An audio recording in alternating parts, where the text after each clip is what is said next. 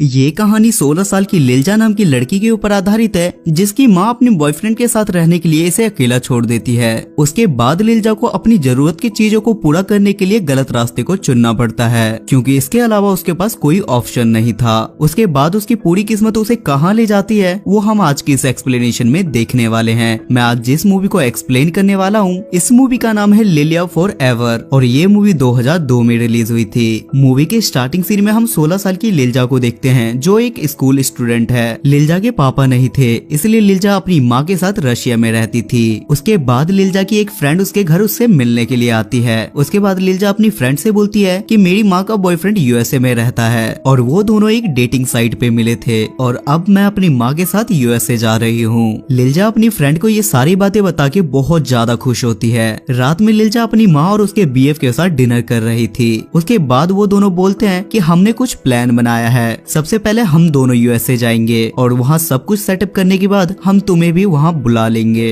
तब लिल्जा उन्हें मनाने की नाकाम कोशिश करती है, लेकिन उसका कोई फायदा नहीं होता। लिल्जा की माँ उससे बोलती है कि जब तक हम वहाँ से वापस नहीं आते तब तक तुम्हारी आंटी तुम्हारा ख्याल रखेगी। उसके बाद लिल्जा काफी दुखी हो जाती है, क्योंकि उसने अपने सारे फ्रेंड के बीच ढिंडोरा पीट दिया था और वो जाने के लिए काफी एक्साइटेड थी। नेक्स्ट मॉर्निंग लिल्जा फिर से अपनी माँ को मनाने की कोशिश करती है, लेकिन उसकी माँ नहीं मानती और वो अपने बॉयफ्रेंड के साथ वहाँ से चली जाती है। घर पहुँच के लिल्जा देखती है कि उसकी आंटी उसके घर आई हुई है और वो उसे अपना सारा सामान पैक करके अपने साथ चलने के लिए बोलती है। वो उसे दूसरे घर ले जाती है, जहाँ पे रूम बहुत ही ज्यादा गंदा और काफी छोटा था, जिस पर लिल्जा उनसे बोलती है कि मैं यहाँ नहीं रह सकती और मैं वापस अपने पुराने घर जा रही हूँ। जिस पर उसकी आंटी बोलती है कि तुम्हें इसी घर में रहना होगा, क्योंकि पुराने घर का रेंट बहुत ज्यादा है और मेरे पास इतने पैसे नहीं है कि मैं उस घर का रेंट भर सकूं। इसलिए लिल्जा वहाँ से गुस्से में निकल जाती है, पर उसके पास कोई ऑप्शन नहीं था। तब वो थोड़ी देर के बाद अपने घर वापस चली जाती है और सबसे पहले वो वहाँ की अच्छे से सफाई करती है। आधी रात को लिल्जा के घर के बाहर एक बच्चा खेल रहा था और वो खेलते खेलते रात को वहीं सो जाता है। नेक्स्ट मॉर्निंग लिल्जा स्कूल जाती है और थोड़ी देर में वो अनकंफर्टेबल होकर वहाँ से वापस आ जाती है, क्योंकि उसने अपने सारे दोस्तों को बताया था कि मैं यूएसए जा रही हूँ। रात को लिल्जा के दोस्त उसके घर उसे मनाने के लिए जा रहे थे और ये बच्चा भी बोलता है कि मुझे भी अपने साथ ले चलो, लेकिन ये लोग उस बच्चे को मना कर देते हैं। जिस पर वो बच्चा उन्हें एक ट्यूब देता है और वो लोग उस बच्चे को अपने साथ लेके चले जाते हैं। वहाँ सब लोग सस्ते नशे करते हैं और लाउड म्यूजिक बजा के पार्टी करने लगते हैं, जिससे पड़ोस की आंटी काफी ज्यादा डिस्टर्ब होने लगती है और वो वहाँ आके उन्हें म्यूजिक बंद करने के लिए कहती है, लेकिन ये लोग नहीं मानते। उसके बाद लिल्जा की फ्रेंड अपने बॉयफ्रेंड के साथ मस्ती करने लगती है और उसे देखकर ये छोटा बच्चा भी लिल्जा के पास जाने लगता है, जिस पर लिल्जा उसे मना कर देती है और बोलती है कि तुम अभी बहुत छोटे हो। उसके बाद जब सब लोग सो जाते हैं तब लिल्जा की आंटी वहाँ पहुँचती है और वो वहाँ पहुँचते के साथ ही लिल्जा को एक चांटा लगाती है और उसके सारे दोस्तों को वहाँ से भगा देती है। वो लिल्जा को वार्निंग देती है कि आगे से अगर मैंने ऐसा देखा तो मेरे से बुरा कोई नहीं होगा। इधर हम उस छोटे बच्चे को भी देख पाते हैं, जिसके पापा उसे गुस्से में घर से बाहर निकाल देते हैं और वो बच्चा बाहर जाके एक ब्रिज के ऊपर बैठ जाता है। तभी लिल्जा वहाँ से जा रही थी और वो उसे ब्रिज पे बैठा देख उसे नीचे उतरने के लिए बोलती है। उसके बाद वो बच्चा बोलता है कि क्या आज रात मैं तुम्हारे घर पे रुक सकता हूँ, जिस पर लिल्जा उसे साफ मना कर देती है। उसके बाद वो बच्चा बोलता है कि मेरे पापा ने मुझे घर से बाहर निकाल दिया है और बाहर बहुत ज्यादा ठंड हो रही है, जिसे सुनकर लिल्जा को उस पे दया आ जाती है और वो उसे अपने घर ले जाती है। लिल्जा के पास अब बिल्कुल भी पैसे नहीं थे और उसकी माँ भी उसकी जरूरत के खर्चे के लिए पैसे नहीं भेज रही थी।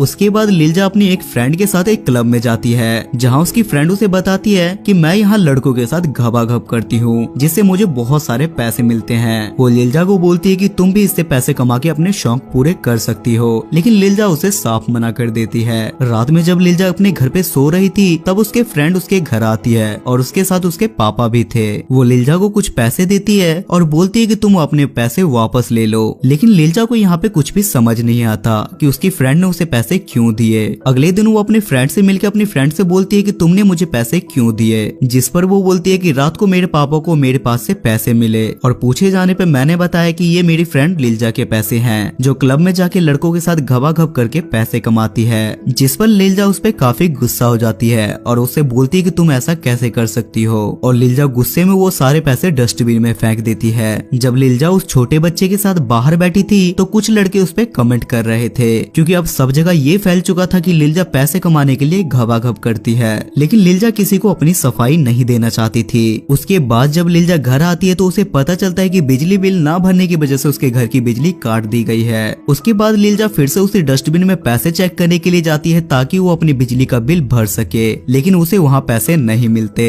अब लीलजा के पास खाने तक के लिए पैसे नहीं थे। उसके बाद वो उसी क्लब में जाती है और वहाँ जाने के बाद वो एक आदमी के साथ घबाघब करती है, जिससे उसे बहुत सारे पैसे मिलते हैं, जिससे लीलजा अपनी जरूरत का सामान और एक बास्केटबॉल खरीदती है। वो बच्चा लीलजा से पूछता है कि तुम्हारे पास इतने सारे पैसे कहाँ से आए, जिस पे लीलजा बोलती है कि ये सारे पैसे मेरी माँ ने मुझे भिजवाए हैं। और कुछ दिनों बाद पैसे खत्म होने के बाद वो अगेन वही काम करती है। एक दिन लीलजा काफी रात में अकेले सड़क पे से आ रही थी, तब उसके पास एक गाड़ी वाला लड़का पहुंचता है जो लीलजा से लिफ्ट के लिए पूछता है, लेकिन लीलजा उसे साफ मना कर देती है, जिस पर वो लड़का बोलता है कि रात बहुत हो चुकी है और ये रास्ता अच्छा नहीं है, मैं तुम्हें घर छोड़ देता हूँ। जिसके बाद लीलजा मान जाती है और उसकी गाड़ी में बैठ जाती है। उस लड़के का नाम एंड्री था और लीलजा को उसका बिहेव बहुत ज्यादा पसंद आता है। घर पहुंचने के बाद वो लड़का लीलजा से पूछता है कि क्या हम कभी कॉफी पर मिले, जिस पर लीलजा उसे हाँ कर देती है क्योंकि उसे उस पर भरोसा हो गया था। लीलजा ये सारी बातें उस छोटे बच्चे को जाके बताती है, तब वो बच्चा बोलता है कि वो ठीक नहीं है, वो बस तुम्हारा फायदा उठाना चाहता है क्योंकि हमेशा भरोसे वाले ही भोसड़ी वाले होते हैं। पर लीलजा उसकी बात ना मान के अगले दिन उसके साथ चली जाती है और वो उसके साथ काफी मस्ती करती है। और अगले दिन अगेन वो उसके साथ घूमने के लिए जाती है, जहाँ एंड्री उससे बोलता है कि तुम्हें मेरी कंट्री स्वीडन जाना चाहिए, जहाँ तुम एक अच्छी जॉब करके अपने सारे सपने पूरे कर सकती हो और तुम्हें मेरे साथ स्वीडन चलना चाहिए। और घर पहुँचने के बाद लीलजा ये सारी बातें भी उस बच्चे को बताती है और रात में वो कमिट करने वाले सारे लड़के उसके घर पे आके लीलजा के साथ घबाघब करते हैं, लेकिन वो छोटा बच्चा कुछ नहीं कर पाता। ये सब होने के बाद लीलजा को इस जगह से नफरत हो जाती है और वो डिसाइड करती है कि वो अच्छी लाइफ जीने के लिए स्वीडन जाएगी। अगले दिन वो एंड्री से इसके बारे में बात करती है, लेकिन एंड्री उस छोटे बच्चे को अपने साथ ले जाने के लिए मना कर देता है। और घर आने पर लीलजा से वो बच्चा पूछता है कि क्या मैं तुम्हारे साथ चल सकता हूँ, जिस पर लीलजा बोलती है कि पहले मैं वहाँ जाके सब कुछ सेटअप कर लूँ, उसके बाद मैं तुम्हें ले जाऊंगी। वो बच्चा लीलजा से बोलता है कि एंड्री तुम्हें फंसाने की कोशिश कर रहा है, लेकिन लीलजा उसकी बातों को इग्नोर कर देती है। उसके बाद लीलजा एंड्री के साथ वहाँ से जाने लगती है, जहाँ एंड्री उसके लिए एक फेक पासपोर्ट लाया था, जिस पर लीलजा उससे पूछती है कि तुमने ये फेक पासपोर्ट क्यों बनवाया, जिस पर एंड्री उससे बोलता है कि तुम बस 16 साल की हो, जिसके कारण तुम्हें वहाँ जॉब नहीं मिलेगी। उसके बाद एंड्री लीलजा को सॉरी बोलता है और बोलता है कि सडनली मेरी दादी माँ की बहुत ज्यादा तबीयत खराब हो चुकी है और वो लास्ट टाइम मुझे देखना चाहती है और मैं तुम्हें स्वीडन में मिलूंगा, जिस पर लीलजा भी मान जाती है। और एंड्री बोलता है कि वहाँ तुम्हें मेरा बॉस पिकअप करेगा और मैं भी वहाँ जल्दी ही पहुँच जाऊंगा। उसके बाद वो वहाँ पहुँच जाती है और एंड्री का बॉस उसे पिकअप करने के लिए आता है, जिसे देखकर लीलजा काफी खुश हो जाती है। जिसके बाद वो उसे अपने साथ ले जाता है और उसे उसका कमरा दिखाता है। लीलजा वहाँ अपना सारा सामान सेट करके सो जाती है। नेक्स्ट मॉर्निंग जब लीलजा नहा रही थी तो एंड्री का बॉस वहाँ आके जबरदस्ती उसके साथ घबाघब करता है। जब लीलजा वहाँ से भागने की कोशिश करती है तो वहाँ के सारे दरवाजे लॉक थे, जिससे लीलजा को समझ में आ जाता है कि एंड्री ने उसे फंसाया है। उसके बाद एंड्री का बॉस लगातार लीलजा के साथ घबाघब का काम करवाता है। एक दिन लीलजा रास्ते में कार में से निकल के वहाँ से भागने लगती है, तब वो आदमी उसे पकड़ लेता है और उसे बहुत मारता है, जिससे उसकी बहुत ज्यादा तबीयत खराब हो जाती है। और जब वो आदमी लीलजा के लिए दवाई लेने जाता है तो खुला दरवाजा देख के लीलजा वहाँ से भाग जाती है और कुछ समझ ना आने की वजह से वो ब्रिज पे चढ़ के ऊपर से कूद जाती है, जिसके बाद उसका हॉस्पिटल में इलाज होता है और ये मूवी यहाँ खत्म हो जाती है। सो गाइस, आई होप कि आपको आज की मेक श्योर आप मेरे चैनल को सब्सक्राइब करके मुझे सपोर्ट करें ताकि मुझे वीडियोस बनाने की मोटिवेशन मिलती रहे। तब तक के लिए स्टे सेफ।